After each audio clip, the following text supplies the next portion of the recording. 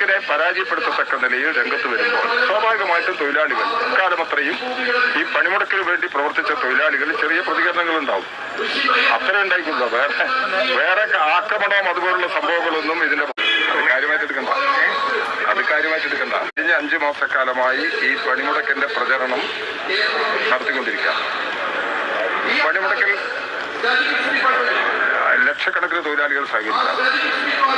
ഈ പണിമുടക്കിന്റെ പ്രത്യേകത, കൃഷിക്കാരും ഈ പണിമുടക്കിന്റെ ഭാഗമായിട്ടുണ്ട്, കർഷക തൊഴിലാളികളുമുണ്ട്, എല്ലാ മേഖലയുള്ളവരുണ്ട്. 5 മാസക്കാലത്തെ പ്രചരണത്തിന്റെ ഭാഗമായി എല്ലാ വിഭാഗം ആളുകളോടും ഞങ്ങൾ അഭ്യർത്ഥിച്ചിട്ടുണ്ട്, ഈ പണിമുടക്കുമായിട്ട് സഹകരിക്കണം. അന്ന് നിങ്ങൾ ഒരു ദിവസം നിങ്ങൾ പുറത്തിറങ്ങി, ഇപ്പൊ ഇന്നലെ അർദ്ധരാത്രി തുടങ്ങി, ഇന്ന് അർദ്ധരാത്രി വരെ ഒരു ദിവസം എല്ലാവരും സഹകരിക്കണം. ഈ പണിമുടക്ക് സമരത്തെ തന്നെ വെല്ലുവിളിക്കത്തക്ക നിലയിൽ, പണിമുടക്കിനെ പരാജയപ്പെടുത്തത്തക്ക നിലയിൽ രംഗത്ത് വരുമ്പോൾ സ്വാഭാവികമായിട്ടും തൊഴിലാളികൾ കാലമത്രയും ഈ പണിമുടക്കിന് വേണ്ടി പ്രവർത്തിച്ച തൊഴിലാളികൾ ചെറിയ പ്രതികരണങ്ങൾ ഉണ്ടാവും. അത്ര ഉണ്ടായിക്കുള്ളൂ.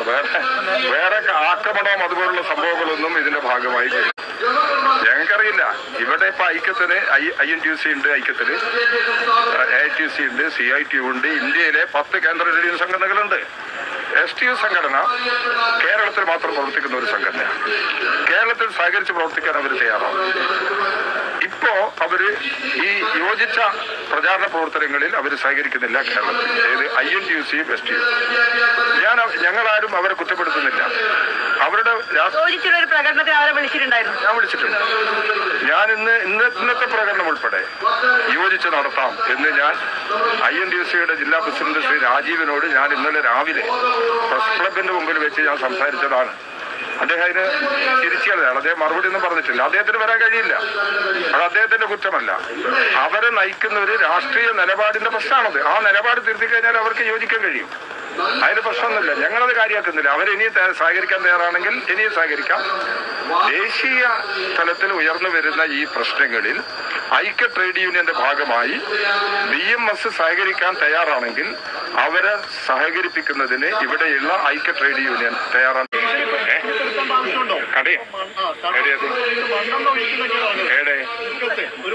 എനിക്കറിയില്ല. നിങ്ങളും കേട്ടതാണ്, ഞാനും കേട്ടതാണ്. അല്ല, അതേന്ന് വാർത്തയിൽ ചില വിഷയന്റെ സ്ഥിതിയെല്ലാം നമ്മൾ സാധാരണ നിലയിൽ മനസ്സിലാക്കുന്നല്ലേ. നിങ്ങൾക്കറിയല്ലേ. അങ്ങനെ ഭീഷണിപ്പെടുത്തി കടയടപ്പിക്കുന്ന നിലപാടൊന്നും എടുക്കാൻ സാധ്യതയില്ല. അതെന്താന്നല്ലേ പരിശോധിക്കും.